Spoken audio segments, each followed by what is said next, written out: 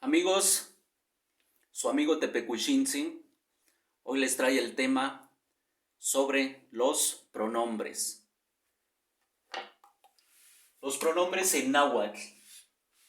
Decimos yo, ne, tú, te, él o ella, ye, nosotros, tejuan, ustedes, amejuan, ellos, yejuan.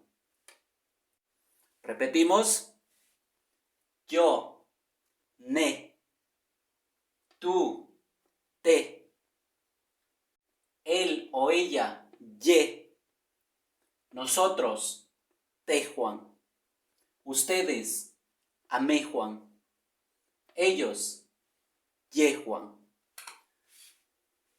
Cuando nos dirigimos a una persona con respeto, prestigio, por ejemplo, si nos dirigimos a una autoridad, a una persona de edad avanzada, utilizamos la terminación tsin y tsin. Entonces, cambiamos en esta parte. Cuando decimos tú, te, con respeto, tehtsin. Él o ella, ye, con respeto, yehtsin. Ustedes, amejuan, con respeto, amejuan tzitzin. Ellos, yejuan, con respeto, yejuan tzitzin. Repetimos. Yo,